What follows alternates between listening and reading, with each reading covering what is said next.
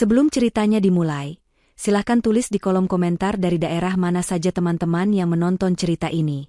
Jangan lupa like dan subscribe agar channel ini bisa semakin berkembang dan bisa mempersembahkan cerita yang lebih menarik lagi. Pagi itu, udara terasa begitu jernih, seolah alam pun turut merestui hari yang menurut Intan akan menjadi awal dari pencapaian baru bagi suaminya. Di teras depan rumah mereka yang luas, di antara pot-pot bunga anturium yang terawat rapi, Intan merapikan kerah kemeja Dimas untuk terakhir kalinya. Aroma parfum maskulin yang mahal berpadu dengan wangi kopi dari cangkir yang masih mengepul di atas meja rotan, menciptakan sebuah simfoni pagi yang terasa sempurna. Dimas, suaminya, terlihat begitu gagah dan berwibawa dalam balutan kemeja biru langit dan celana bahan berwarna gelap. Pria itu adalah perwujudan dari semua impian Intan tentang seorang pasangan hidup. Tampan, cerdas, dan ambisius. Sudah siap semua? Tidak ada yang tertinggal? Tanya Intan lembut, jemarinya bergerak lincah memastikan dasi Dimas terpasang simetris. Matanya menatap lekat wajah pria yang telah dinikahinya selama 5 tahun itu, mencari jejak kelelahan, namun yang ia temukan hanyalah binar semangat. Dimas tersenyum, senyum menawan yang selalu berhasil meluluhkan hati Intan. Ia meraih kedua tangan istrinya dan menggenggamnya erat. Sudah, sayang. Berkat kamu, semua beres. Kamu memang istri terbaik, pujinya. Doakan aku ya. Proyek di Bali ini sangat penting. Kalau berhasil, posisi manajer regional sudah di tangan. Ini semua demi masa depan kita. Intan mengangguk mantap, rasa bangga membuncah di dadanya. Ia tidak pernah meragukan kapasitas Dimas. Sejak awal bertemu di sebuah acara amal, Dimas selalu menunjukkan determinasi yang luar biasa. Meski Intan berasal dari keluarga yang jauh lebih mapan dan memiliki warisan yang melimpah, Dimas tidak pernah terlihat minder. Sebaliknya, ia berjanji akan bekerja keras agar bisa mengimbangi Intan, agar orang tidak lagi memandangnya hanya sebagai pria beruntung yang menikahi wanita kaya. Dan selama ini, Dimas membuktikannya. Karirnya di perusahaan properti ternama itu menanjak pesat. Perjalanan dinas selama seminggu ini adalah puncaknya. Sebuah pertaruhan besar yang akan menentukan nasib karir yang telah ia bangun dengan susah payah. Pasti aku doakan. Kamu fokus saja bekerja, jangan khawatirkan apapun di sini. Jaga kesehatan. Jangan sampai lupa makan. Aku sudah siapkan beberapa vitamin di tas kerjamu, kata Intan, perhatiannya tak pernah luput dari detail-detail kecil. Terima kasih, sayang. Dimas menarik Intan ke dalam pelukannya. Pelukan itu terasa hangat dan erat. Intan memejamkan mata, menghirup dalam-dalam aroma tubuh suaminya, mencoba menyimpannya sebagai bekal rindu selama seminggu ke depan. Aku akan sangat merindukanmu. Aku juga, bisik Intan di dada bidang suaminya. Setelah beberapa saat, Dimas melepaskan pelukannya. Ia meraih koper dan tas kerjanya, lalu menatap Intan sekali lagi. Aku berangkat. Ya, nanti kalau sudah sampai hotel dan selesai rapat pertama, aku langsung kabari. Ia membungkuk, memberikan sebuah ciuman lembut dan hangat di kening Intan. Ciuman yang terasa begitu tulus, begitu menenangkan, sebuah ciuman perpisahan sebelum badai yang tak pernah Intan duga akan datang. Intan berdiri di teras, melambaikan tangan hingga mobil sedan hitam milik Dimas menghilang di tikungan jalan. Hening pagi kini terasa sedikit lebih nyata. Ia menarik napas panjang, lalu masuk kembali ke dalam rumah megah mereka. Rumah itu adalah warisan dari orang tua Intan, sebuah simbol kemapanan yang ia harap bisa menjadi istana yang nyaman bagi keluarga kecilnya kelak. Selama Dimas pergi, ia sudah merencanakan banyak hal. Ia akan menata ulang taman belakang, mencoba beberapa resep kue baru, dan mungkin menghabiskan waktu bersama teman-teman lamanya. Seminggu akan terasa cepat berlalu. Malam pertama tiba. Setelah menyelesaikan makan malam seorang diri, Intan memutuskan untuk bersantai di ruang keluarga. Ia menyalakan televisi, mencari film komedi romantis untuk menemaninya. Suasana rumah yang besar terasa sedikit lengang tanpa kehadiran Dimas. Namun Intan menikmatinya sebagai waktu untuk dirinya sendiri. Sekitar pukul 9 malam, ia mengirimkan pesan singkat kepada Dimas. Sudah sampai, sayang? Bagaimana rapatnya? Jangan lupa istirahat ya. Love you. Beberapa menit kemudian, balasan datang. Sudah. Rapat masih lanjut. Sepertinya sampai larut. Kamu tidur duluan saja ya. Love you too. Intan tersenyum membaca balasan itu. Ia membayangkan suaminya sedang serius berdiskusi di ruang rapat, berjuang demi masa depan mereka. Dengan perasaan tenang, ia melanjutkan menonton filmnya. Sesekali tertawa kecil melihat adegan lucu di layar. Waktu menunjukkan pukul 10 malam saat film berakhir. Intan mematikan televisi dan hendak beranjak ke kamar tidur. Saat itulah, ponselnya yang tergeletak di meja bergetar pelan, menandakan ada pesan baru yang masuk. Bukan dari Dimas. Nomornya tidak dikenal. Intan meraih ponselnya, rasa penasaran sedikit menggelitiknya.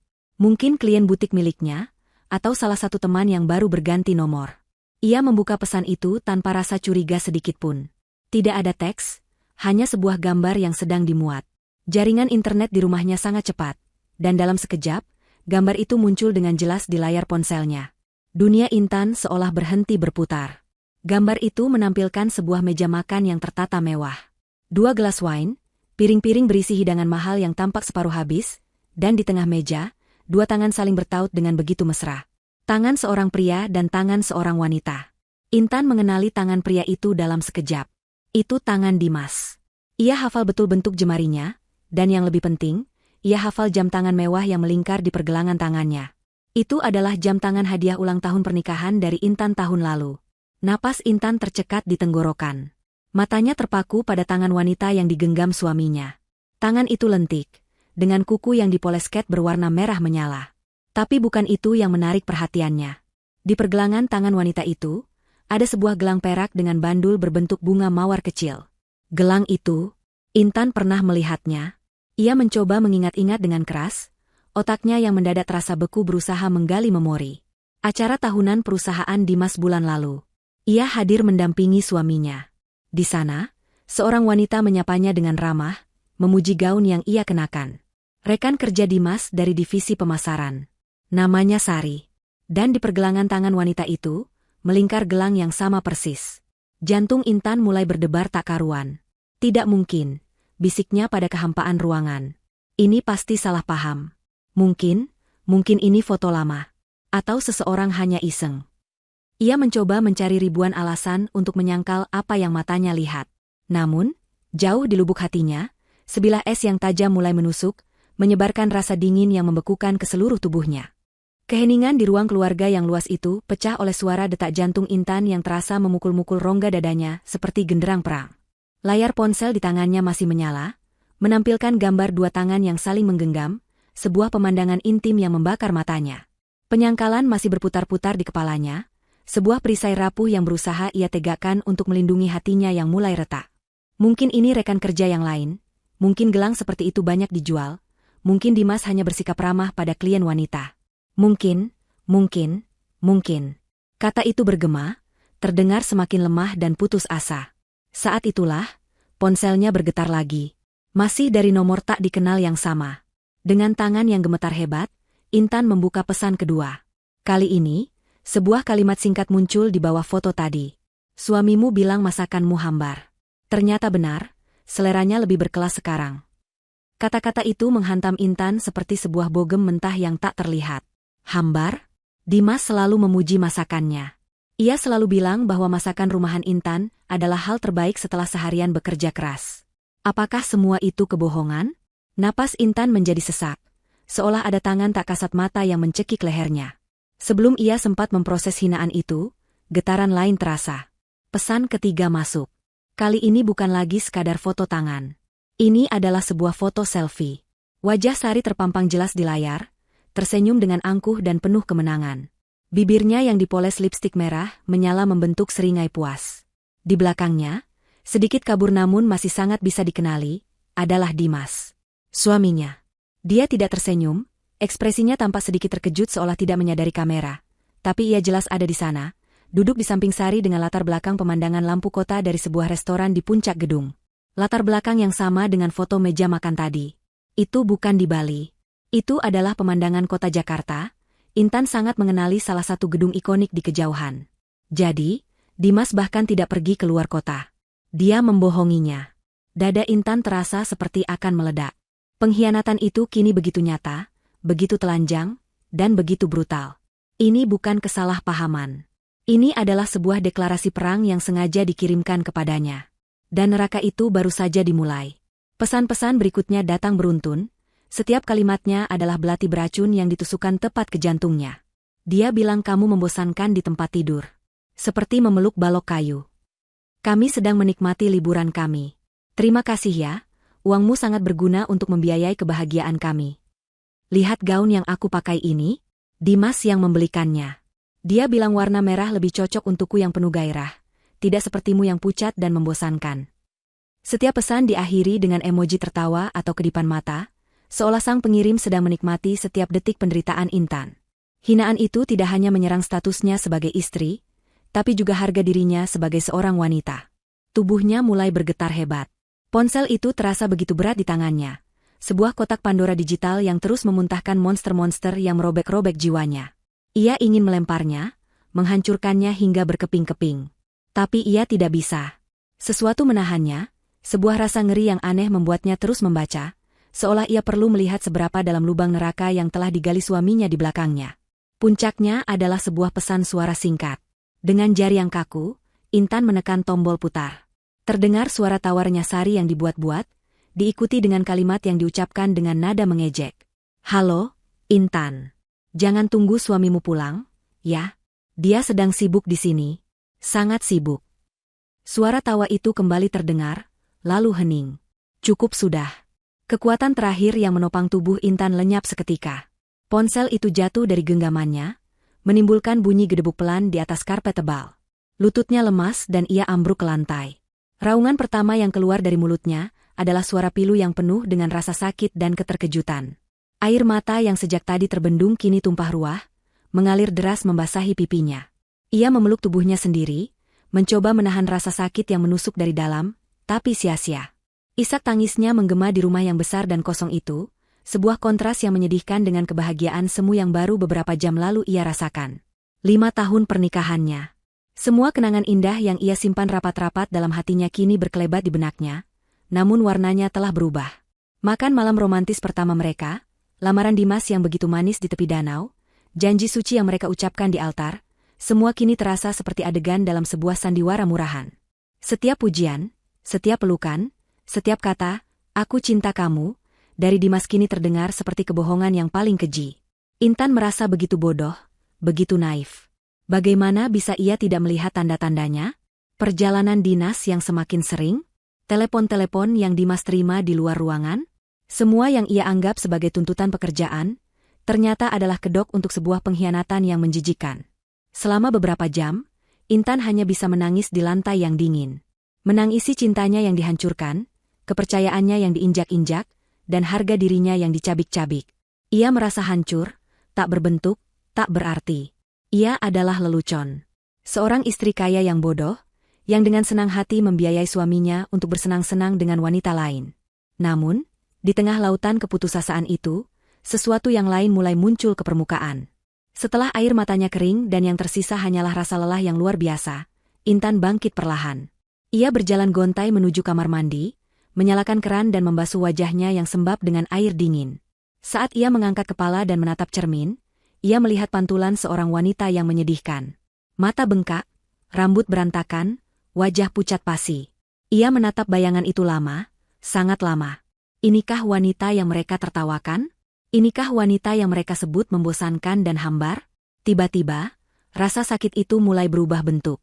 Seperti air yang membeku, kesedihannya mengeras menjadi sesuatu yang lain. Sesuatu yang dingin, padat, dan tajam. Kemarahan. Kemarahan yang murni dan membara. Kemarahan pada Dimas yang telah mengkhianatinya. Kemarahan pada Sari yang dengan sengaja menyiksanya. Dan yang paling besar, kemarahan pada dirinya sendiri karena telah membiarkan dirinya begitu buta. Tidak lagi, air mata tidak akan menyelesaikan apapun. Meratapi nasib hanya akan memberikan kemenangan pada mereka. Mereka ingin melihatnya hancur. Mereka ingin melihatnya menderita. Intan tidak akan memberikan kepuasan itu.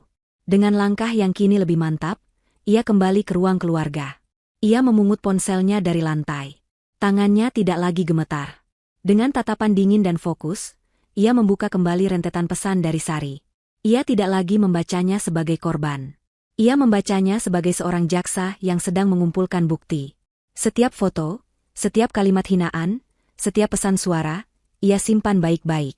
Ia melakukan tangkapan layar untuk semuanya, mengirimkannya ke alamat email pribadinya sebagai cadangan. Ini semua adalah amunisi.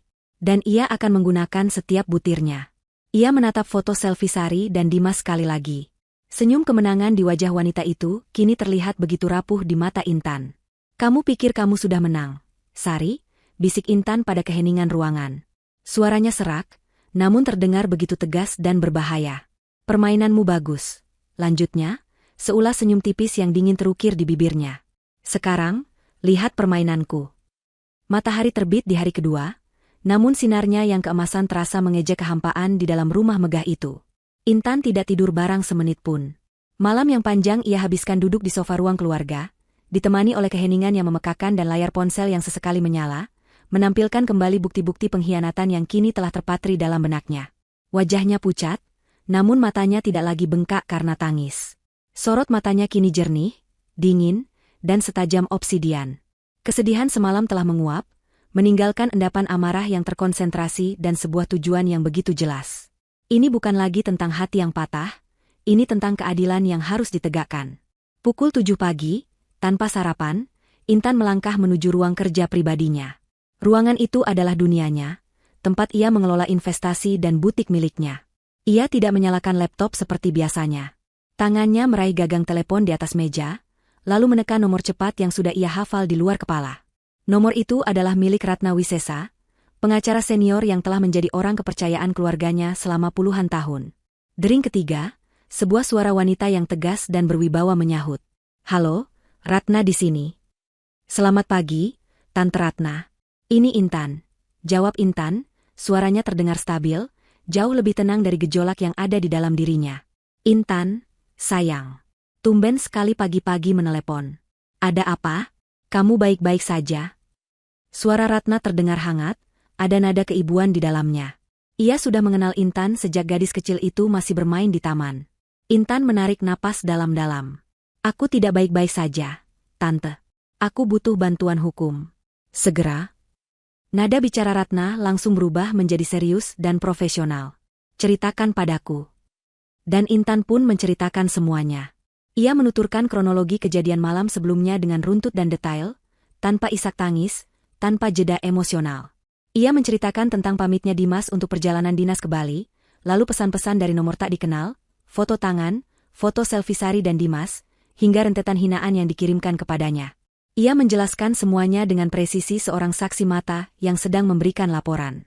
Ratna di seberang telepon mendengarkan dalam diam, tidak memotong sama sekali, membiarkan Intan menumpahkan semua fakta yang ada. Setelah Intan selesai, keheningan sesaat menyelimuti percakapan mereka. Kemudian, Ratna berdeham. "Bajingan," desisnya pelan, sebuah umpatan yang jarang keluar dari mulut seorang profesional sepertinya. "Mereka tidak hanya selingkuh. Mereka sengaja menyiksamu secara psikologis. Ini keji. Apa yang ingin kamu lakukan, Intan?" "Aku ingin cerai," jawab Intan tanpa ragu. "Tapi aku tidak mau hanya bercerai. Aku ingin mengambil kembali semua yang menjadi hakku. Aku ingin mereka merasakan akibat dari perbuatan mereka. Aku tidak akan membiarkan mereka lolos begitu saja." Senyum tipis yang penuh penghargaan terukir di wajah Ratna, meski Intan tidak bisa melihatnya. "Bagus. Jangan pernah biarkan pengkhianat menang. Sekarang, lakukan apa yang aku perintahkan. Buka brankasmu. Keluarkan semua dokumen aset atas namamu, dan yang paling penting, keluarkan surat perjanjian pranikah yang kita susun 5 tahun lalu." Intan meletakkan gagang telepon, menyalakan mode pengeras suara, lalu berjalan menuju sebuah lukisan besar di dinding ruang kerjanya. Di balik lukisan itu, tersembunyi sebuah brankas digital. Ia memasukkan kombinasi angka, dan pintu baja yang tebal itu terbuka dengan bunyi klik pelan. Di dalamnya, semua dokumen tersimpan rapi dalam map-map anti-api. Ia mengabaikan beberapa kotak bludru berisi perhiasan, dan sebuah album foto kecil dari awal pernikahannya. Matanya hanya tertuju pada tumpukan map. Ia mengambil map tebal bertuliskan, "Perjanjian pranikah," dan membawanya ke meja. "Sudah di tanganku, Tante," lapor Intan. "Baik. Buka halaman 3, pasal 2, tentang harta bawaan, instruksi Ratna." Intan membuka dokumen itu. Jari telunjuknya menelusuri baris-baris kalimat yang diketik rapi. Perjanjian itu ia buat atas desakan almarhum ayahnya sebelum menikah, sebuah langkah antisipasi yang dulu terasa berlebihan namun, sekarang terasa seperti sebuah anugerah. Dimas menandatanganinya tanpa banyak bertanya, menganggapnya hanya formalitas untuk menenangkan keluarga Intan. Ia tidak pernah tahu betapa mengikatnya setiap kata di dalamnya. Semua aset, baik bergerak maupun tidak bergerak, yang dimiliki oleh pihak pertama, Intan, sebelum tanggal pernikahan, adalah dan akan tetap menjadi milik mutlak pihak pertama, baca Intan dengan suara datar. Lanjutkan ke pasal 3, tentang harta selama perkawinan, kata Ratna. Setiap keuntungan, bunga, dividen, ataupun aset turunan lain yang dihasilkan dari harta bawaan pihak pertama, sepenuhnya menjadi hak dan milik pihak pertama, lanjut Intan. Ratna di seberang telepon terdengar sangat puas. Sempurna. Artinya, rumah yang kalian tinggali, tanah di beberapa lokasi, portofolio sahammu, bahkan sebagian besar uang di rekening bersama yang sumbernya dari hasil investasimu, semuanya adalah milikmu secara hukum. Gaji Dimas yang masuk rekening itu jumlahnya tidak seberapa dibandingkan aliran dana dari asetmu. Dia tidak punya hak klaim 1% pun. Secara hukum, dia hanya menumpang hidup padamu, Intan. Kenyataan itu menampar Intan dengan keras, namun dalam cara yang menguatkan. Selama ini ia selalu berusaha membuat Dimas merasa setara, tidak pernah mengungkit soal perbedaan kekayaan mereka. Kini, perbedaan itulah yang menjadi pedangnya. Sekarang, kita butuh bukti yang lebih kuat dari sekadar pesan WhatsApp untuk memukul mereka di ranah lain, seperti reputasi, ujar Ratna. Coba kamu ingat-ingat, adakah akun bersama yang bisa kamu akses? Email, akun pemesanan tiket, atau apapun? Otak Intan langsung bekerja. Ada. Kami punya satu akun travel online yang biasa kami pakai untuk memesan tiket dan hotel. Aku tahu, kata sandinya. Buka sekarang juga, perintah Ratna. Dengan jari-jari yang lincah, Intan mengetik alamat situs web itu di komputernya. Ia memasukkan alamat email dan kata sandi. Dalam hitungan detik, halaman riwayat pemesanan terbuka. Jantungnya berdebar kencang. Di baris paling atas, terpampang pemesanan terbaru yang dibuat seminggu lalu. Matanya membelalak. 2 tiket pesawat kelas bisnis, bukan atas nama Dimas sendirian, tapi atas nama Dimas Prakoso dan Sari Wulandari. Tanggal keberangkatan, kemarin pagi. Rute penerbangan, Jakarta, Jakarta. Tidak ada Bali sama sekali. Mereka bahkan tidak meninggalkan kota. Di bawahnya, ada bukti pemesanan hotel. Sebuah hotel bintang 5 paling mewah di pusat kota Jakarta, untuk periode selama 1 minggu. Jenis kamar yang dipesan membuat perut Intan mual, honeymoon suite with private jacuzzi. Dan yang paling menyakitkan, semua pembayaran itu dilakukan menggunakan kartu kredit tambahan Dimas. Kartu yang tagihannya dibayarkan secara otomatis dari rekening bersama mereka. Uang Intan. Aku menemukannya, Tante, kata Intan, suaranya bergetar karena amarah yang tertahan. Tiket pesawat untuk 2 orang dan kamar hotel, honeymoon suite, di Jakarta. Semua dibayar pakai uangku. Simpan semuanya. Unduh bukti pemesanannya. Itu adalah paku terakhir untuk peti mati mereka, kata Ratna dengan nada dingin. Rencananya sudah jelas. Kita akan lumpuhkan dia secara finansial terlebih dahulu, baru kita hancurkan reputasinya. Dia dan wanita ular itu tidak akan tahu apa yang menimpa mereka. Intan memejamkan matanya sejenak, membayangkan wajah Dimas dan Sari yang panik saat semua fasilitas yang mereka nikmati tiba-tiba dicabut. Sebuah gambaran yang memberinya kekuatan luar biasa. Aku siap, Tante. Katakan apa yang harus aku lakukan, ucap Intan, suaranya kini tidak lagi bergetar. Yang ada hanyalah tekad yang sekeras baja. Ratna terdiam sejenak, lalu berkata dengan nada yang paling serius. Bagus. Dengarkan baik-baik. Semua aset atas namamu, Intan. Ini bukan perang, ini adalah eksekusi. Kita mulai dari mana dulu? Rekening bersama atau dana pensiun yang kau siapkan atas namanya? Intan membuka matanya. Sorotnya tajam dan tanpa ampun. Mulai dari yang paling membuatnya lumpuh seketika, Tante. Rekening bersama. Aku ingin dia tidak bisa membeli secangkir kopi pun tanpa uangku. Biarkan dia tahu rasanya tidak punya apa-apa. Hari ketiga adalah hari eksekusi. Intan bangun sebelum fajar menyingsing. Tidak ada lagi jejak air mata atau keraguan di wajahnya. Ia memilih pakaiannya dengan saksama, bukan gaun rumah yang biasa ia kenakan, melainkan sebuah setelan blazer berwarna hitam pekat, kemeja sutra putih di dalamnya, dan celana bahan yang pas di badan. Rambutnya ia ikat rapi ke belakang, memperlihatkan lehernya yang jenjang. Saat bercermin, yang menatap balik bukanlah Intan sang istri yang lembut, melainkan seorang panglima yang siap turun ke medan perang. Perangnya tidak menggunakan pedang dan perisai, melainkan pulpen, dokumen legal, dan ketenangan yang mematikan. Tepat pukul 8 pagi, sesuai jadwal yang telah diatur oleh Ratna, Intan tiba di kantor cabang utama bank tempat ia menjadi nasabah prioritas. Ia tidak datang sendiri. Seorang pengacara muda dari firma hukum Ratna, bernama Arya, mendampinginya. Kehadiran Arya yang membawa tas kerja penuh dokumen, memberikan bobot keseriusan pada kedatangan mereka. Manajer bank, Pak Tirtayasa, seorang pria parubaya yang selalu ramah padanya, menyambut mereka secara pribadi dan mengantar mereka ke ruangannya yang nyaman. "Selamat pagi, Bu Intan. Suatu kehormatan bisa menerima Anda pagi ini. Ada yang bisa saya bantu?" sapa Pak Tirtayasa dengan senyum profesionalnya. Intan membalas dengan senyum tipis yang tidak mencapai matanya. "Selamat pagi, Pak Tirta. Saya harap Anda baik-baik saja. Kedatangan saya hari ini untuk urusan yang sangat mendesak." Ia kemudian mempersilakan Arya untuk mengambil alih. Arya membuka tas kerjanya, mengeluarkan setumpuk dokumen yang telah disiapkan dengan rapi. "Sesuai dengan surat kuasa yang telah ditandatangani oleh klien kami, Puan Intan, kami bermaksud untuk melakukan beberapa transaksi finansial. Pertama, kami ingin menutup rekening bersama atas nama Puan Intan dan Tuan Dimas Prakoso." Wajah Pak Tirtayasa menunjukkan keterkejutan sesaat, namun ia berhasil menjaganya tetap profesional. "Menutup rekening bersama? Apakah ada masalah, Bu Intan?" "Masalah pribadi, Pak," jawab Intan singkat, suaranya dingin dan final, menandakan ia tidak ingin membahasnya lebih lanjut. Arya melanjutkan, menyodorkan salinan perjanjian pranikah Intan dan Dimas serta laporan mutasi rekening yang menunjukkan aliran dana masuk rekening bersama itu 95% berasal dari rekening investasi pribadi Intan. Berdasarkan dokumen ini, Puan Intan adalah penyandang dana primer dari rekening tersebut. Sesuai dengan peraturan bank dan kesepakatan yang ada, beliau berhak penuh untuk mengambil alih seluruh dana dan menutup rekening ini. Kami meminta agar seluruh saldo, hingga rupiah terakhir, dipindahkan ke rekening pribadi baru atas nama Puan Intan saja, yang akan kami buka hari ini juga." Pak Tirtayasa memeriksa dokumen-dokumen itu dengan teliti. Keningnya sedikit berkerut. Ini adalah prosedur yang tidak biasa, tapi sepenuhnya legal. Dengan semua bukti yang disajikan, ia tidak punya dasar untuk menolak. Ia mengangguk pelan. "Baik, akan kami proses segera."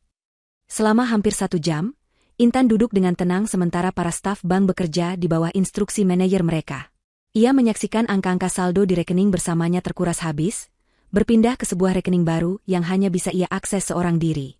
Rekening yang dulu menjadi simbol persatuan mereka kini, hanyalah sebuah riwayat transaksi yang menyakitkan, dengan saldo akhir 0 rupiah. "Sudah selesai, Bu Intan," lapor Pak Tirtayasa. "Belum," sahut Intan dengan cepat. "Masih ada satu hal lagi. Kartu kredit. Saya adalah pemegang kartu utama. Saya ingin membatalkan kartu tambahan atas nama Dimas Prakoso. Batalkan saat ini juga. Blokir permanen." Jika tadi Pak Tirtayasa terkejut, kini ia benar-benar tanpa khawatir.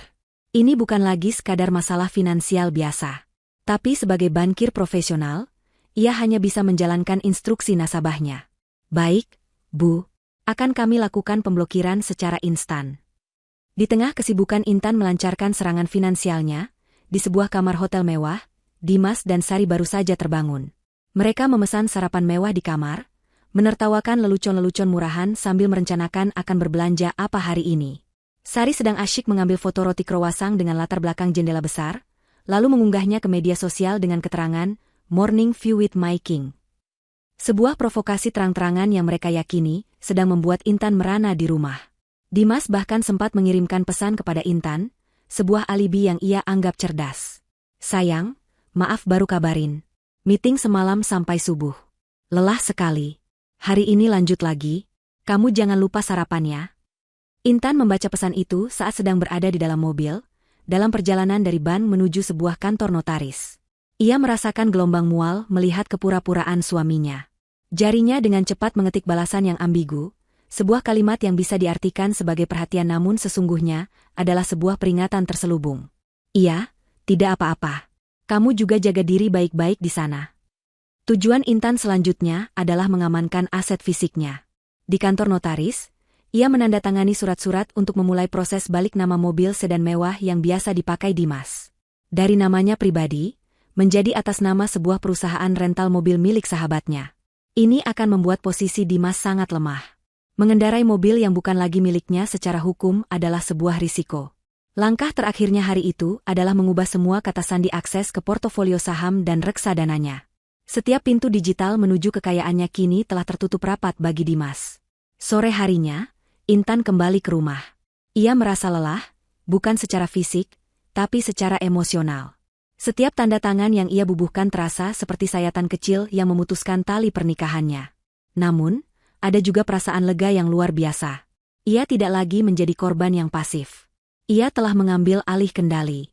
Saat ia sedang duduk di ruang kerjanya, menatap kosong ke arah taman, ponselnya berdering.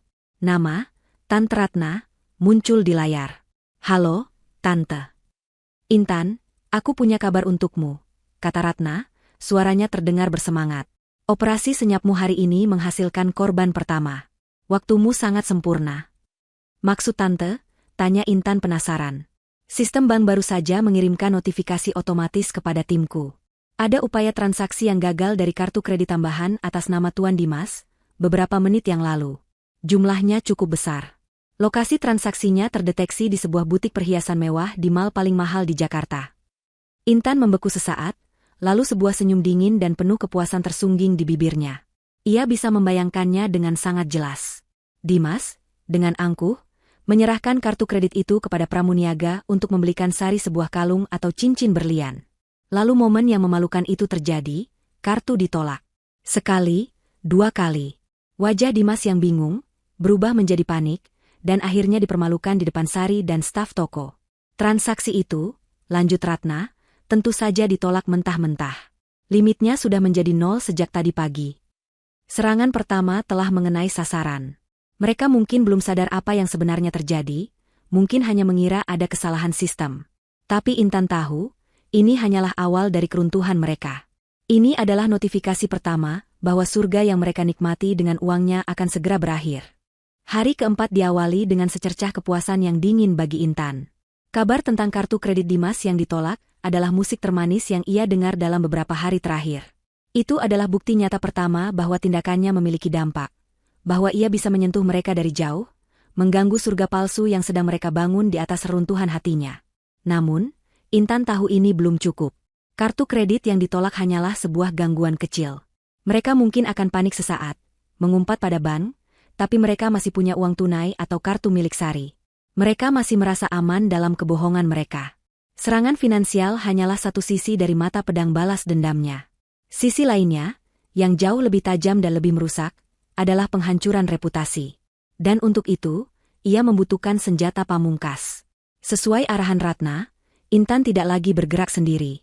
Ia memasuki wilayah yang tidak ia kenali, dunia digital yang gelap dan penuh rahasia. Ratna memberikannya sebuah kontak, bukan nomor telepon atau alamat email, melainkan sebuah username untuk aplikasi pesan terenkripsi yang belum pernah Intan dengar sebelumnya. Nama kontaknya hanya satu kata, Phoenix.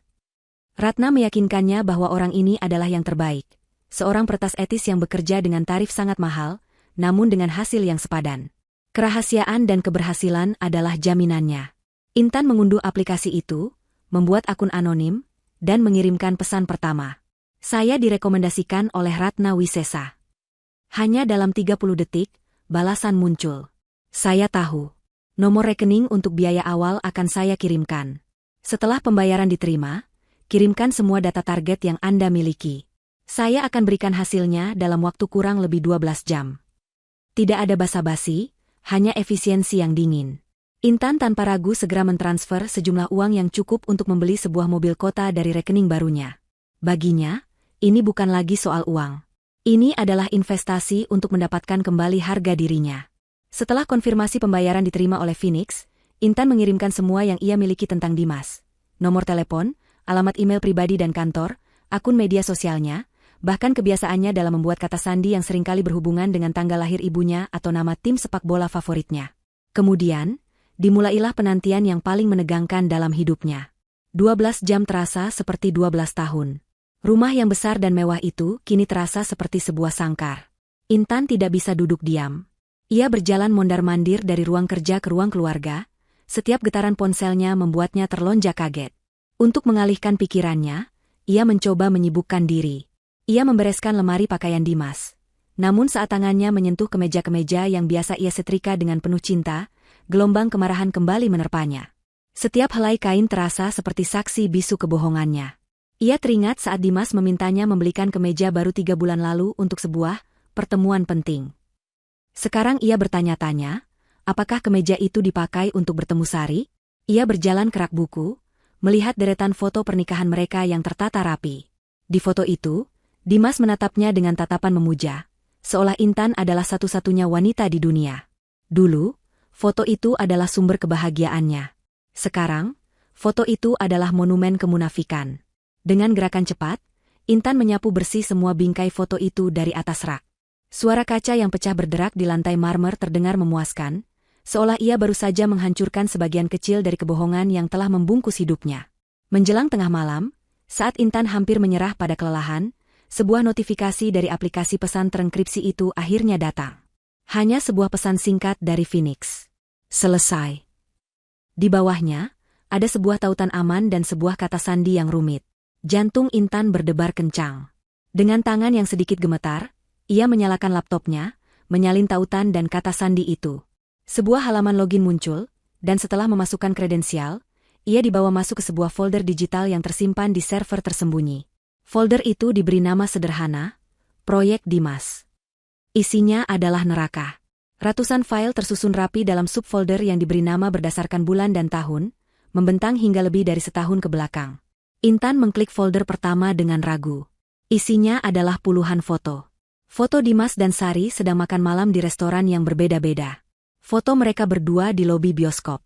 Foto mereka bergandengan tangan di sebuah taman kota, tempat yang sama di mana Dimas pernah melamarnya.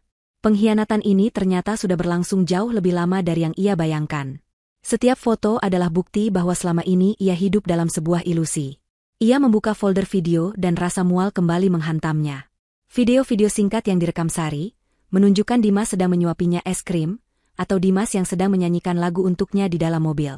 Mereka terlihat begitu bahagia, begitu bebas, seperti sepasang kekasih yang dimabuk asmara. Semua itu mereka lakukan di belakang punggung Intan, di sela-sela waktu saat Dimas seharusnya lembur atau bertemu klien. Namun, yang paling menghancurkan adalah folder bertajuk Komunikasi. Phoenix berhasil memulihkan riwayat percakapan mereka dari sebuah aplikasi pesan yang telah dihapus. Intan mulai membacanya, dan setiap kata terasa seperti asam yang disiramkan ke lukanya. Dimas, kapan kita bisa ketemu lagi? Aku sudah muak harus berpura-pura di rumah. Sari, sabar, sayang. Sebentar lagi kan kamu dapat promosi. Setelah itu, kita bisa mulai jalankan rencana kita. Tinggalkan si bodoh itu dan ambil semua hartanya. Dimas, kadang aku merasa bersalah. Dia terlalu baik. Sari, jangan naif, Mas. Dia itu bukan baik. Dia itu bodoh. Wanita kaya yang kesepian dan butuh validasi. Anggap saja kita ini sedang membantunya menghabiskan uang yang tidak tahu mau ia pakai untuk apa. Kamu berhak mendapatkan yang lebih baik. Kamu berhak mendapatkan aku. Intan harus berhenti sejenak, memejamkan mata untuk menahan gelombang amarah yang membuat kepalanya pening. Jadi, mereka tidak hanya berselingkuh. Mereka bersekongkol. Mereka merencanakan untuk mengkhianatinya secara finansial sejak lama. Intan bukan hanya istri yang dikhianati, ia adalah target, sebuah mangsa. Dengan tangan yang kini dingin dan mantap, ia terus menggulir ke bawah, melewati ratusan pesan menjijikan lainnya. Hingga akhirnya, ia menemukan sebuah file video dengan nama yang aneh, sebaris kode acak. Karena penasaran, ia mengkliknya. Video itu terbuka, gambarnya sedikit goyang, sepertinya direkam dengan kamera depan ponsel oleh Sari sendiri. Di dalam video itu, Sari terlihat mengenakan jubah mandi sutra berwarna marun, jubah yang sama persis dengan yang Intan beli beberapa bulan lalu namun belum sempat ia pakai. Ia tersenyum licik ke arah kamera, rambutnya sedikit basah. Latar belakangnya adalah kamar hotel yang mewah. Halo, Intan si bodoh. Sari berbisik ke kamera, tawanya tertahan. Kamu pasti sedang menunggui pahlawanmu pulang, kan? Kasihan. Ia tertawa kecil, lalu mengarahkan kamera sedikit ke bawah. Dia pikir suaminya pahlawan. Padahal pahlawannya sedang berlutut di kakiku. Kamera tidak menunjukkan Dimas, namun implikasinya begitu jelas dan vulgar. Hari kelima adalah hari penentuan. Intan terbangun dengan perasaan yang anehnya damai. Tidak ada lagi badai emosi yang berkecamuk di dalam dirinya. Malam sebelumnya, setelah menemukan video kiamat itu, sesuatu dalam dirinya telah berubah. Ia telah melihat wajah iblis yang sebenarnya, dan ia tidak lagi merasa takut atau sakit. Yang ada hanyalah sebuah ketetapan hati yang dingin dan solid. Ia tahu persis apa yang harus ia lakukan. Hari ini, ia akan mengirimkan pesan pertamanya secara langsung. Bukan lagi melalui blokir kartu kredit atau rekening kosong. Tapi sebuah pesan yang akan mendarat tepat di pangkuan mereka, sebuah bom waktu yang dikemas dengan rapi. Pagi itu, kurir dari kantor Ratna datang mengantarkan sebuah map coklat tebal. Isinya adalah surat gugatan cerai resmi, lengkap dengan stempel dari pengadilan agama. Dokumen yang dingin dan impersonal itu adalah deklarasi perang yang sah. Intan menandatanganinya di tempat yang sudah ditandai, goresan penanya tegas dan mantap. Setelah kurir itu pergi, Intan memulai ritualnya. Ia tidak akan mengirimkan surat gugatan itu begitu saja. Ia akan memberinya sentuhan pribadi. Ia menyalakan printer di ruang kerjanya dan mulai mencetak karya seni, pengkhianatan Dimas dan Sari.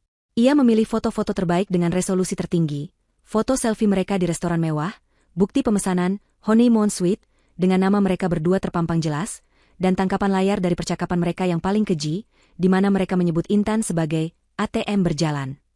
Ia mencetak semuanya di atas kertas foto berkualitas tinggi, warnanya tajam dan mengkilap. Setiap lembar adalah sebuah tamparan visual. Ia menumpuk bukti-bukti cetak itu di atas meja, lalu meletakkan surat gugatan cerai di bagian paling atas. Terakhir, ia mengambil selembar kertas catatan kecil berwarna krem dan sebuah pena dengan tinta hitam pekat. Ia berpikir sejenak, mencari kata-kata yang tepat. Bukan kata-kata penuh amarah atau kesedihan. Ia tidak akan memberi mereka kepuasan itu. Ia hanya akan menuliskan sebuah vonis. Dimas, tulisnya dengan tulisan tangan yang rapi dan elegan. Aku rasa perjalanan dinasmu kali ini akan sedikit lebih lama dari yang kau rencanakan. Anggap saja ini surat pengunduran dirimu dari pernikahanku. Semua asetmu, yang sebenarnya adalah milikku, sudah aku sita. Selamat menikmati sisa liburanmu. Tertanda, Intan. Singkat, tajam, dan tanpa ampun. Ia melipat catatan kecil itu dan menyelipkannya di dalam map bersama tumpukan bukti dan surat gugatan. Ia memasukkan semuanya ke dalam sebuah amplop dokumen berwarna coklat yang besar dan tebal. Ini bukan lagi sekadar dokumen hukum, ini adalah sebuah paket penghakiman. Ia tidak akan menggunakan jasa kurir biasa. Ia mengendarai mobilnya sendiri menuju kantor pos pusat kota, tempat yang menyediakan layanan pengiriman premium. Ia memilih layanan same day delivery yang paling mahal, yang menjamin paket akan sampai di hari yang sama dan membutuhkan tanda tangan penerima atau perwakilan di alamat tujuan. Di depan petugas loket, ia menuliskan alamat tujuan dengan sangat jelas dan hati-hati. Kepada Tuan Dimas Prakoso, Hotel Grand Majestic, kamar 1808, Honeymoon Suite, Jalan Jenderal Sudirman, Jakarta Pusat. Ia sengaja menuliskan jenis kamar itu dengan lengkap, sebuah detail kecil yang menusuk, agar semua orang yang memegang paket itu tahu jenis liburan apa yang sedang dinikmati oleh suaminya. Setelah membayar biaya pengiriman dan mendapatkan nomor resi, Intan berjalan keluar dari kantor pos. Saat pintu kaca itu tertutup di belakangnya, ia merasa telah melewati sebuah titik tanpa bisa kembali. Panah telah dilepaskan dari busurnya. Sisa hari itu ia habiskan dalam penantian yang hening. Ia pulang ke rumah, membuat secangkir teh chamomile, dan duduk di depan laptopnya di ruang kerja. Ia membuka situs web pelacakan kiriman dan memasukkan nomor resinya. Ia memantau perjalanan paket itu, seperti seorang jenderal, memantau pergerakan pasukannya di peta. Pukul 14, paket diterima di kantor pos pusat. Pukul 16.30, paket sedang dalam proses sortir untuk diantar ke alamat tujuan. Pukul 18, paket telah diserahkan kepada kurir untuk pengantaran. Intan membayangkan Dimas dan Sari saat itu.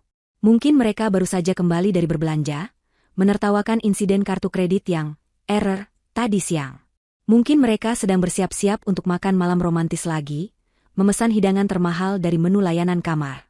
Mereka hidup dalam gelembung kebahagiaan palsu mereka, sama sekali tidak menyadari bahwa kiamat sedang melaju menuju mereka di jalanan Jakarta yang padat. Matahari mulai terbenam.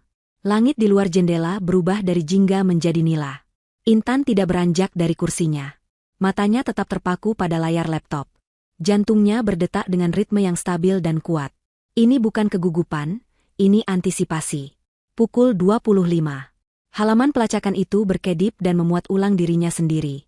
Sebuah baris teks baru muncul di bagian paling atas, dicetak dengan warna hijau tebal. Status: paket telah berhasil diantar dan diterima oleh resepsionis hotel atas nama Tuan Dimas Prakoso.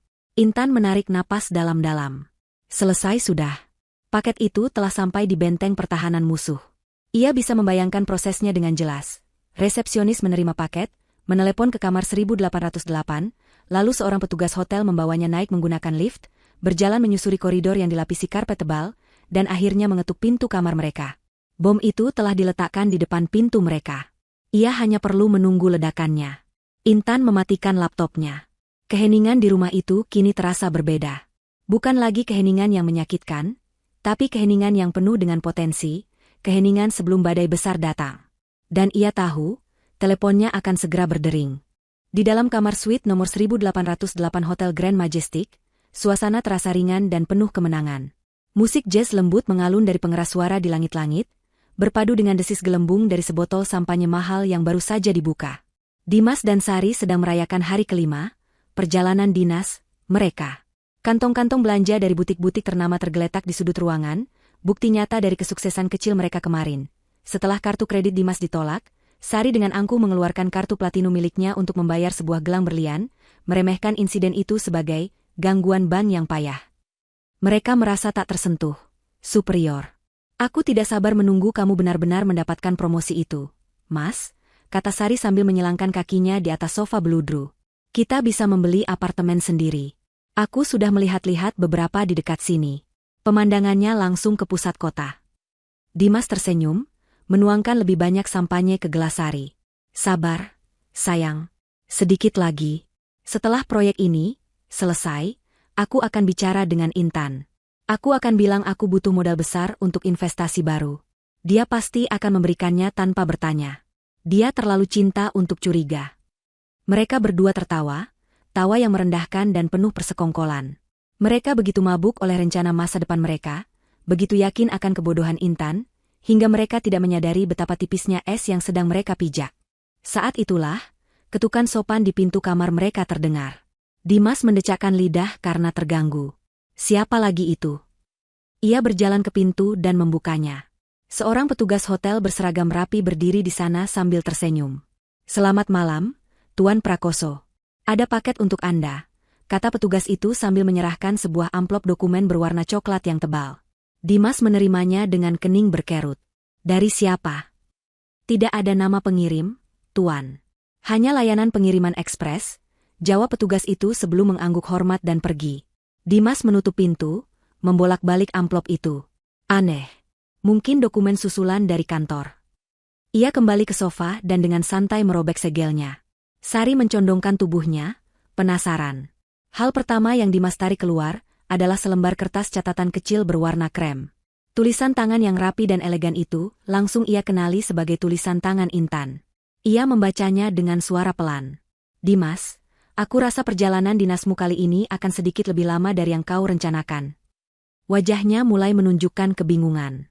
Anggap saja ini surat pengunduran dirimu dari pernikahanku. Sari tertawa kecil. Drama sekali istrimu itu. Dia mulai putus asa, ya? Dimas tidak menjawab. Tangannya yang mulai sedikit gemetar menarik keluar isi amplop lainnya. Lembar demi lembar, dunianya mulai runtuh. Foto-foto berkualitas tinggi itu menyebar di atas meja kopi, seperti kartu tarot yang meramalkan kehancuran. Foto selfie mereka. Foto bukti pemesanan hotel, Honeymoon Suite. Transkrip percakapan mereka yang paling rahasia. Wajah Dimas berubah dari bingung menjadi pucat pasi. Setiap lembar adalah paku yang menancap di peti matinya. Bagaimana bisa? Bisiknya, suaranya tercekat. Sari, yang tadinya tertawa, kini terdiam. Wajahnya yang angkuh mendadak tegang saat melihat bukti-bukti itu. Senyumnya lenyap, digantikan oleh kepanikan yang tak bisa disembunyikan. Puncaknya adalah saat Dimas mengeluarkan dokumen terakhir. Surat gugatan cerai resmi dari pengadilan, dingin dan tak terbantahkan. Tidak mungkin, pekik Sari. Bagaimana dia bisa tahu semuanya? Ini pasti gara-gara kamu, Mas. Kamu pasti ceroboh. Aku? Balas Dimas. Suaranya meninggi, amarah dan ketakutan bercampur aduk. Kamu yang terus-terusan pamer di media sosial. Kamu yang mengiriminya pesan. Kamu pikir aku tidak tahu? Ruangan yang tadinya penuh tawa kini dipenuhi oleh energi panik dan saling tuding. Tapi Dimas, dalam benaknya yang kacau, masih memiliki satu kartu andalan, intimidasi. Selama ini, Intan selalu tunduk padanya. Ia hanya perlu membentaknya, memanipulasinya, dan semua akan kembali seperti semula. Dengan tangan gemetar karena marah, ia menyambar ponselnya dan menekan nomor Intan. Di rumahnya, Intan sedang duduk tenang di ruang kerja. Saat nama, Suamiku, muncul di layar ponselnya, ia membiarkannya berdering 3 kali. Ia menarik napas dalam-dalam, mengumpulkan ketenangan baja yang telah ia bangun selama beberapa hari terakhir, lalu menggeser ikon hijau. Halo, sapanya, suaranya tenang dan datar. Intan. Apa-apaan ini semua? Kamu sudah gila. Hah? Suara teriakan Dimas meledak dari seberang, begitu keras hingga Intan harus sedikit menjauhkan ponsel dari telinganya. Gila? Jawab Intan dengan nada yang hampir terdengar bosan. Aku justru baru saja waras, Dimas. Selama ini, aku hidup dalam kegilaan yang kamu ciptakan untukku. Jangan bicara omong kosong. Surat cerai? Foto-foto editan murahan ini? Kamu pikir aku akan tertipu? Kamu pikir aku takut? Dimas terus berteriak. Sebuah taktik yang biasanya berhasil membuat Intan menangis dan meminta maaf. Tapi kali ini berbeda. Editan? Intan tertawa kecil, tawa dingin tanpa humor. Kalau begitu, coba jelaskan padaku. Apakah pemesanan kamar 1808 di Hotel Grand Majestic atas namamu dan Sari Wulandari itu juga editan? Atau percakapanmu di aplikasi pesan, di mana kamu dan kekasihmu itu menyebutku, ATM berjalan, apakah itu juga editan? Keheningan yang pekat menyusul dari seberang. Taktik intimidasi Dimas gagal total. Ia tertegun. Intan tidak hanya tahu, dia tahu segalanya. Suaranya langsung berubah, dari amukan singa menjadi rengekan anak anjing yang ketakutan. Sayang, dengarkan aku dulu, katanya, nadanya kini memelas. Ini semua tidak seperti yang kamu pikirkan. Sari menjebakku. Dia yang merencanakan semua ini. Aku bisa jelaskan semuanya, sayang. Aku mohon, beri aku kesempatan. Intan mendengarkan permohonan palsu itu dengan perasaan muak. Kesempatan? Ia telah memberikan 5 tahun kesempatannya untuk pria ini. Cukup sudah. Penjelasanmu sudah tidak ada harganya lagi, Dimas. Potong Intan, suaranya kini devoid dari emosi apapun. Sama seperti dirimu yang sekarang sudah tidak ada harganya di mataku. Ia memberikan jeda sesaat, membiarkan kata-kata itu meresap dan menusuk. Sebagai bukti, lanjutnya dengan nada yang sangat tenang, coba cek saldo rekening bersamamu. Oh, dan sekalian saja, coba bayar tagihan hotelmu yang mahal itu dengan kartu kredit tambahan yang aku berikan. Intan berhenti sejenak, lalu mengucapkan kalimat terakhirnya dengan penekanan yang dingin dan mematikan. Selamat menikmati sisa liburanmu, gelandangan. Klik. Sebelum Dimas sempat memproses atau mengucapkan sepatah kata pun, Intan telah memutuskan panggilan itu. Ia meletakkan ponselnya di atas meja dengan gerakan perlahan. Selesai. Ledakan pertama telah terjadi. Perang telah ia menangkan di pertempuran pertama. Ia tidak merasakan kebahagiaan atau kemenangan yang meluap-luap. Yang ia rasakan hanyalah sebuah kelegaan yang sunyi dan dalam. Rasa keadilan yang akhirnya mulai terwujud. Di kamar 1808, Dimas berdiri membeku, ponsel masih menempel di telinganya, mendengarkan nada sambung yang menandakan panggilan telah berakhir. Kata terakhir Intan, gelandangan, bergema di kepalanya seperti lonceng kematian. Kemewahan di sekelilingnya, lampu kristal, spray sutra, botol sampanye, mendadak terasa seperti dekorasi di dalam sebuah peti mati. Apa katanya? Mas, jawab aku. Apa yang dia katakan? Cecar Sari, wajahnya pucat karena panik. Ia menarik-narik lengan kemeja Dimas. Dimas tidak menjawab. Dengan gerakan seperti robot, ia menurunkan ponselnya dan membuka aplikasi mobile banking. Jantungnya berdebar kencang saat aplikasi itu memuat data. Dan kemudian, ia melihatnya. Angka yang tertera di layar membuatnya sesak napas. Saldo, 0 rupiah. Tidak mungkin, gumamnya. Ia keluar dan mencoba masuk rekeningnya yang lain, rekening gajinya. Sama saja. Intan pasti telah menarik semua dana dari rekening bersama, termasuk dana darurat yang ia kira aman. Dengan tangan yang semakin gemetar, ia mencoba membuka aplikasi investasinya.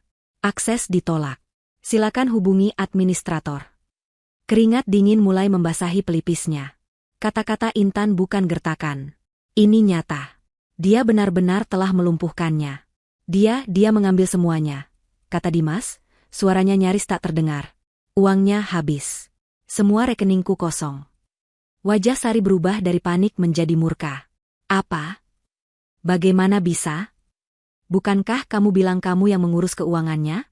Dasar bodoh. Lemah, teriaknya, semua kepura-puraan manisnya lenyap. Lalu bagaimana dengan kita sekarang? Tagihan hotel ini siapa yang bayar? Aku tidak tahu. balas Dimas, frustrasinya meledak. Ini semua salahmu. Kalau saja kamu tidak mengirimkan pesan-pesan bodoh itu padanya, kita tidak akan ketahuan. Kamu yang menghancurkan semuanya. Aku? Kamu yang tidak bisa mengendalikan istrimu sendiri. Kamu yang terlalu pengecut untuk meninggalkannya dari dulu. Surga mereka telah berubah menjadi neraka dalam sekejap. Pasangan kekasih yang tadinya dimabuk asmara kini berubah menjadi dua ekor tikus yang terperangkap dalam sangkar emas, saling menyalahkan dan mencakar satu sama lain. Kemewahan yang mereka nikmati kini menjadi beban yang menghancurkan. Tagihan hotel yang terus membengkak, makanan mahal yang telah mereka pesan, semua kini menjadi utang yang tidak tahu bagaimana harus mereka bayar. Dimas, dalam keputusasaannya, mencoba menghubungi beberapa temannya. Tapi harga dirinya yang tinggi mencegahnya untuk menceritakan kebenaran. Ia hanya bisa berdalih butuh pinjaman untuk modal mendadak. Sebuah permintaan yang tentu saja ditolak mentah-mentah oleh teman-temannya yang tahu betul ia tidak sedang dalam kesulitan. Setiap penolakan terasa seperti tamparan.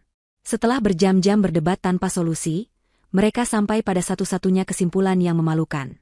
Mereka harus menjual barang-barang mereka untuk bertahan hidup. Proses itu adalah sebuah parade kehinaan. Dimas, yang selalu membanggakan penampilannya, terpaksa melepas jam tangan Rolex pemberian Intan. Ia mencoba menawarkannya pada salah satu staf hotel yang ia kenal, dengan harga yang jauh di bawah nilai aslinya. Tatapan staf itu yang penuh rasa ingin tahu dan sedikit meremehkan terasa lebih menyakitkan daripada kehilangan uangnya. Giliran Sari. Ia harus merelakan tas tangan Chanel baru yang ia pamerkan di media sosial 2 hari lalu, dan gelang berlian yang menjadi simbol kemenangannya. Ia menjualnya kepada istri seorang manajer hotel melalui perantara, mendapatkan uang tunai yang jumlahnya terasa seperti sebuah penghinaan. Setiap lembar uang yang mereka terima terasa seperti koin untuk membayar kegagalan mereka. Dengan uang hasil menjual harga diri mereka akhirnya bisa melunasi tagihan hotel. Mereka check out dalam diam, menyeret koper mereka melewati lobi yang ramai. Mereka tidak lagi berjalan dengan kepala tegak. Mereka berjalan dengan tatapan tertunduk, menghindari kontak mata dengan para tamu lain yang terlihat begitu berkelas, dunia yang baru saja terenggut dari mereka. Uang yang tersisa hanya cukup untuk membeli 2 tiket bus kelas ekonomi, untuk perjalanan pulang ke kota asal mereka. Penerbangan kelas bisnis kini hanyalah kenangan yang menyakitkan. Sambil menunggu waktu keberangkatan bus di sudut lobi yang remang-remang, di tengah keheningan yang canggung, ponsel Sari tiba-tiba bergetar tanpa henti. Notifikasi masuk bertubi-tubi. Grup WhatsApp teman-temannya ramai. Begitu pula dengan ponsel Dimas. Seorang teman mengirimkan pesan singkat pada Sari, "Sar, ini kalian bukan? Gila, viral banget." Di bawahnya, sebuah tautan ke akun gosip Instagram terkemuka. Dengan perasaan yang sudah hancur lebur, Sari mengklik tautan itu. Jantungnya serasa berhenti berdetak. Layar ponselnya menampilkan sebuah postingan baru yang sudah mendapatkan ribuan suka dan ratusan komentar, hanya dalam beberapa menit. Judulnya dicetak dengan huruf kapital tebal, terpampang di atas kolase foto-foto mereka.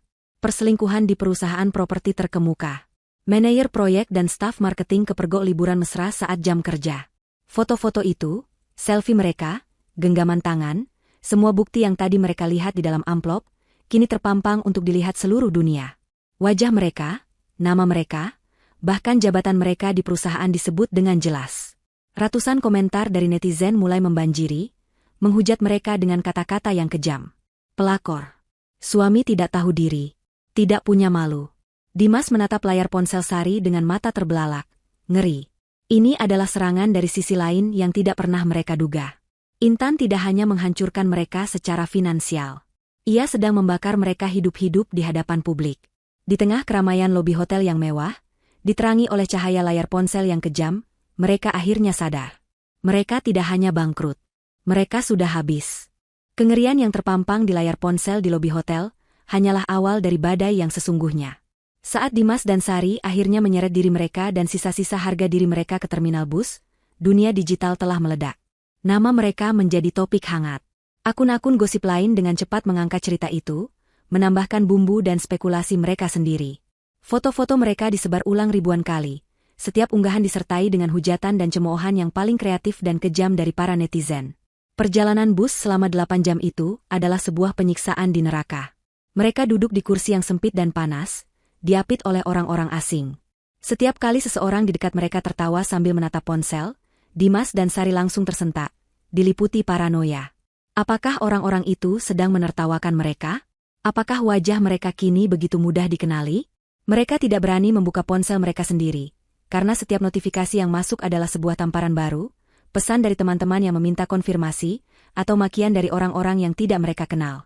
Keheningan di antara mereka berdua terasa lebih berat daripada kebisingan mesin bus. Tidak ada lagi yang perlu dibicarakan. Saling tuding pun sudah tidak ada gunanya. Yang tersisa hanyalah kepahitan dan penyesalan yang pekat. Sementara mereka menderita dalam perjalanan darat yang memalukan itu, Intan di rumahnya sedang melancarkan serangan pamungkas. Serangan yang jauh lebih presisi dan mematikan daripada sekadar gosip di media sosial. Ia sadar betul bahwa untuk menghancurkan mereka sampai ke akarnya, ia harus memutus sumber kehidupan mereka, pekerjaan dan reputasi profesional. Ditemani oleh Ratna di ruang kerjanya, Intan menyusun sebuah email. Ini bukan email yang emosional. Ini adalah sebuah laporan formal yang dingin, ditulis dengan bahasa korporat yang lugas. Subjek email itu sendiri sudah cukup untuk membuat siapapun yang membacanya langsung waspada. Pemberitahuan mengenai pelanggaran etika berat dan potensi kerugian reputasi perusahaan. Email itu ia tujukan bukan kepada satu orang, melainkan ke seluruh jajaran tertinggi perusahaan, semua anggota Dewan Direksi, CEO, dan Kepala Departemen Sumber Daya Manusia.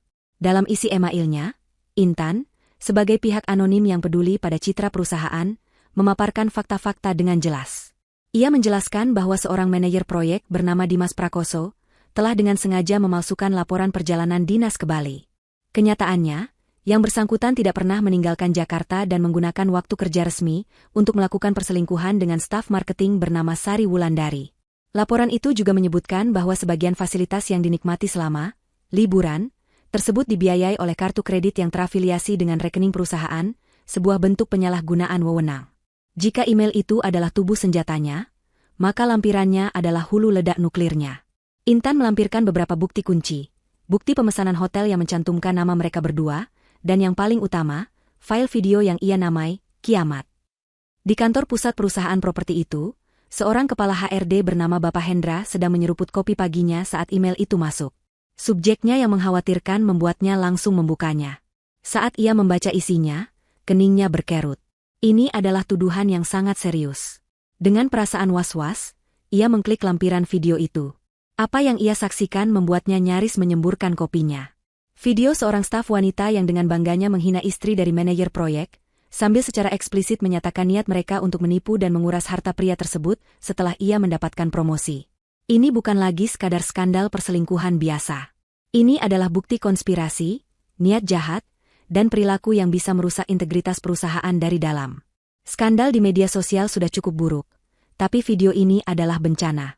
Bapak Hendra tidak menunggu lebih lama lagi. Ia langsung mengangkat telepon dan menghubungi CEO. Dalam waktu kurang dari 1 jam, rapat darurat Dewan Direksi digelar. Video itu diputar di layar besar di ruang rapat. Wajah-wajah para petinggi perusahaan mengeras karena marah dan jijik. Keputusan mereka tidak membutuhkan perdebatan panjang.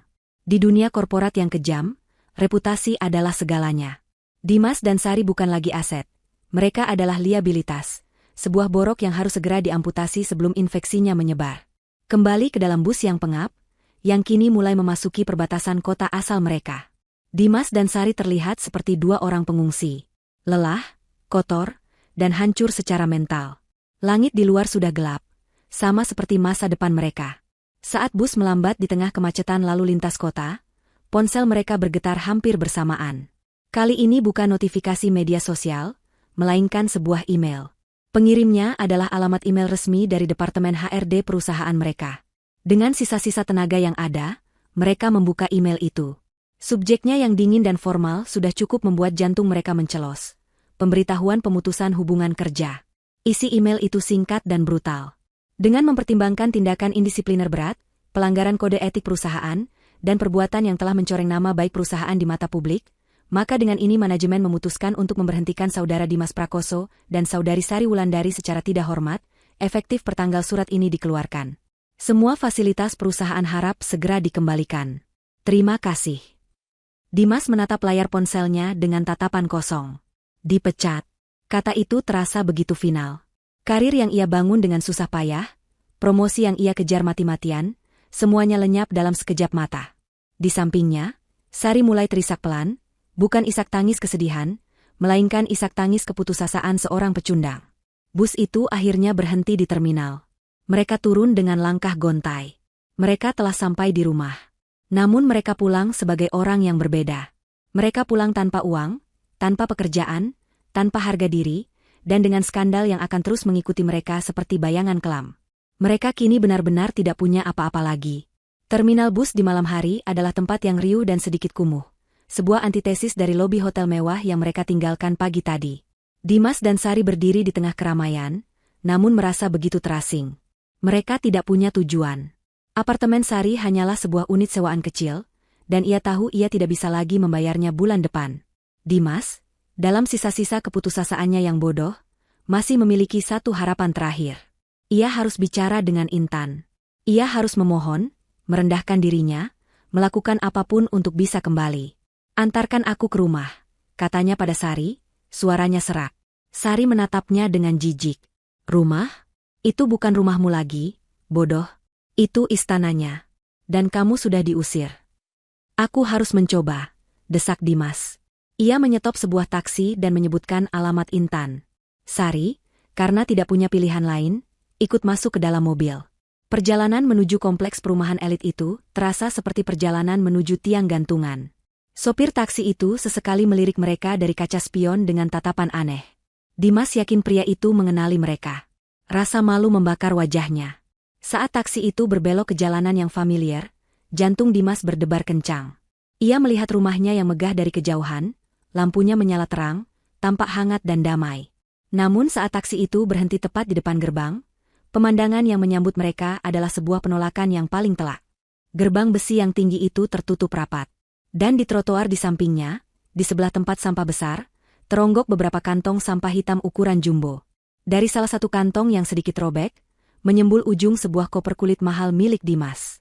Di kantong lain, terlihat lengan dari setelan jas favoritnya.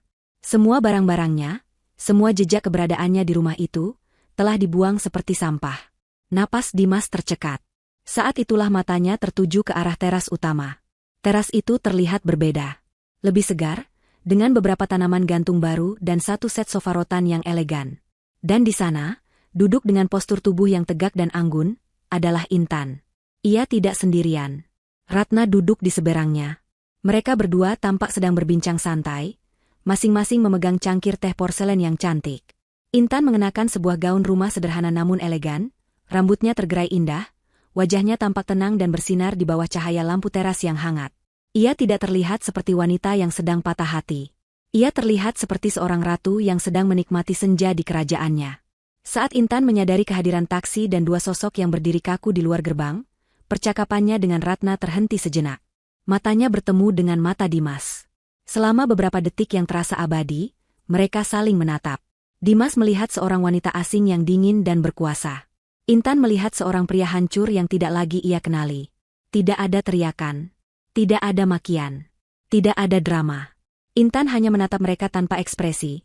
Lalu dengan gerakan yang sangat tenang dan disengaja, ia mengangkat cangkir tehnya sedikit, seolah sedang bersulang dalam hati. Sebuah gestur kecil yang mengandung kemenangan mutlak dan penghinaan yang paling dalam. Setelah itu, ia memalingkan wajahnya dan kembali melanjutkan percakapannya dengan Ratna, seolah